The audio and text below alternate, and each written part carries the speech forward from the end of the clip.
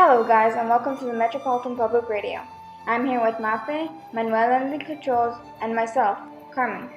Today we are going to have another great show about something that is happening in some parts of the United States, schools and reservations. As we talk about life on Native American reservations, we will focus on the experiences of white teachers in reservation schools.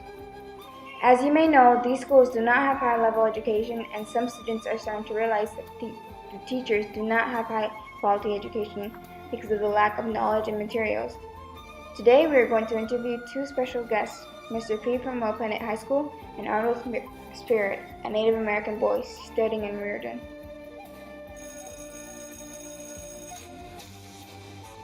Right now we're at Wilpinit High School. We can see it's a small school with too many people. It's a bit old and worn, and it's not well maintained. Now we will talk with the local teacher, Mr. P.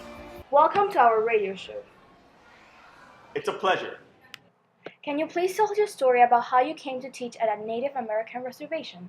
Well, I was a teacher at another public school, so the government offered me an opportunity to go and teach at the reservation. Okay, so what made you accept the teaching job here? I accepted the job in the school because I felt that it was a good idea, and I thought that I could be the right person for the job. That sounds like it was a really good plan at that time. Yeah, I know, it did sound like a good plan, but actually, it wasn't good at all. What do you mean by that? I had to hurt many people because that's what I was told to do. Kill the Indians and get the child. That's what they said. Kill the Indians and get the child. What does it mean? Well, I didn't actually have to kill them. It was just to end their culture and beliefs, to make them forget about being Native Americans. And did your students ever did something about it? For a long time, not a single student told me anything about what I was doing, until Arnold Spirit threw a book at my face. And how did getting hit in the face with a book make you realize what you were doing? I think I deserved what he did, because I did a lot of bad things to his culture, and it made me realize that what goes around comes back around. Well, Mr. P, it was a pleasure having you in our radio show, and thanks for being so open with your story to us. Stay tuned, guys, because after the break, we're going to do another interview with a student called Arnold Spirit. Hey, Thirst, can I try out a few Coke Summer sound effects on you? Yes. Cool. You okay with this? Yes. And this? Yes. And what about this? Yes. Ha! Gotcha there, Thirst. That wasn't sound effects. That was a Coke. I'm no longer thirsty. You're so out of here. Coca-Cola. Open happiness. Welcome back, guys. We're going to be interviewing Arnold, and we're going to ask him a few questions of what he thinks about Reardon, the new high school he's attending, and how he feels about it. So, Arnold, good afternoon and welcome to our radio show. It's a pleasure. So, let's get started. Of course, ask me anything. Okay, so how does it feel to be here at Reardon? Well, it feels kind of weird because I'm the only Indian kid at school. Why did you decide to come to this school in the first place? It's a long story. Well, Arnold, I have time. Okay, if you insist. Well, it all started when I threw a book at a teacher in my other school, Wilpinit.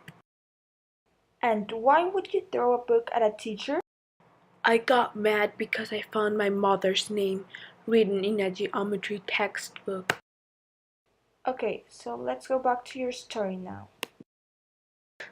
After I threw the book at my teacher, I got suspended from school. Mr. P came over to my house and suggested me to leave the school on the reservation. And so I did, and that's how I ended up in Reardon. Why would Mr. P suggest you to leave the school in the reservation?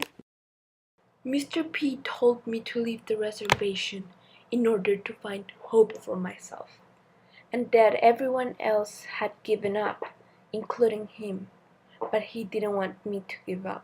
Oh, I see. He cares about you. He does, and I really want to thank him because if I had stayed at Welpenit, I wouldn't have had learned all the new things I've learned and met all the amazing people I've met. Well, Arnold, I'm glad you're happy in your new school, and I want to tell you, I really admire you and your courage to try to stand out and prove people wrong. But I'm sorry to say that I have to leave now.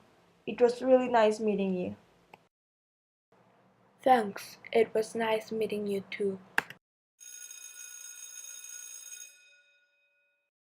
So, today we interviewed Arnold, the Native American boy who went beyond the odds to pursue what he thinks was right for him, and Mr. P, the person who gave him the first strike of hope.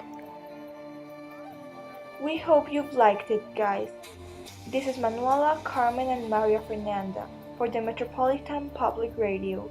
See you next time, and thank you for listening to us. Goodbye.